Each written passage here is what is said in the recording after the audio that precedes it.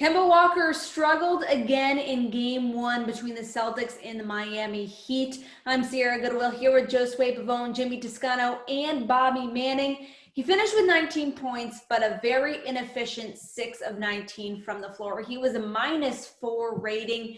Nothing was working. He could not find a rhythm. Obviously, he made a couple setbacks at the end of the game, so he slightly redeemed himself, but not what you want out of your all-star point guard. What is going on? Is it mental for Kemba just because he's never been here before, or what do you blame his inefficiency on?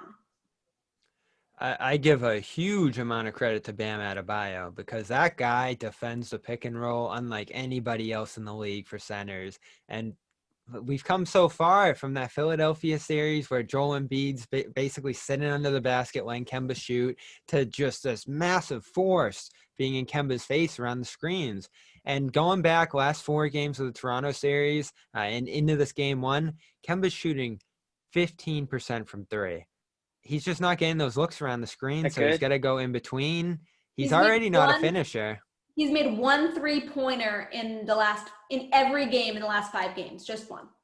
Yeah, and so his bread and butter all year has been dancing around that screen again, an open look, and a guy like Bam's just not going to let you do that. Yo, one of these days, man, I'm going to get the tape. Let's find out, man. High school sway, man. All right, anyway. We'll see. Listen, Kemba Walker, he's going through it again because the Toronto Raptors exposed him, guys. We talked about this after Game 7. He's the weakest link. He's got a target on his back. And when I say defensively, you can put this dude through wall after wall and all that energy that he's spending trying to keep up with his, the guy he's defending. By the time he gets the ball in his hands and he's dribbling out a shot clock, 20 or 19 seconds out of the shot clock, the guy's exhausted. And that's why he's chucking up shots. And then, in the fourth quarter, I give him a lot of credit, though. He changed his approach. He was getting to the free throw line. He had, obviously, that big shot down the stretch where the Miami Heat don't hit the big the three-pointer right before overtime. Everyone's talking about, Kemba Walker saves the day, or at least Kemba Walker can still hit a big shot when he's ice cold. And I think that's what's really tricky about Kemba's offense, because we've seen him do that before, where he can go 2 for 10 throughout the first half and then just hit 2 or 3 shots in a row down the stretch. And listen, I think you're going to see that throughout this series. In the better games that you see from Kemba Walker, you're going to see more of that as opposed to a full-out 30-point performance domination game out of Kemba in this series. But that doesn't necessarily mean the Celtics need him to do that to win this series. But he's going to be going through it for a while. I mean, the struggling Kemba that you're seeing right now is not the Kemba that Celtics fans have grown to know this season. It's certainly not the Kemba that UConn fans know and that Bobcats/Hornets fans know. I mean, this guy has exactly, Sierra.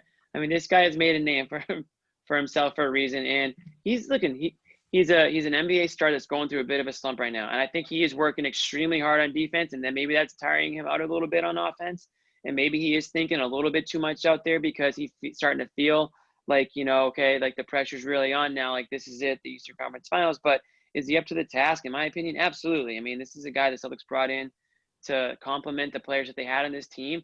And I think Kemba needs to find other ways to be effective, and that shot's going to fall, right? I think it's getting to the line is important, working on that mid-range, that drive, and then that step back still working for him. Three-pointer is just not there right now. At some point it's going to fall, but he's got to find other ways to get guys involved and get that plus-minus up without having to score 25 points. Feeling pretty strong about my decision to choose Kemba as the difference maker in the series, because it's for good or for bad, right? So him playing like this, they're not going to outlast the Heat in this series and advance to the finals. But if he can turn it around, I mean, they're 3 points away without their all-star point guard playing to any of even a fraction of the level that they need him to play at. Thank God they got some significant contributions out of Brad Wanamaker, who really picked up in his absence he did. In game one. And smart. Yeah. His best game of the postseason, for sure. Absolutely. Well, for all the rest of our Celtics content, you can find it on our website at clnsmedia.com. And don't forget to subscribe to our YouTube channel at Celtics All Access.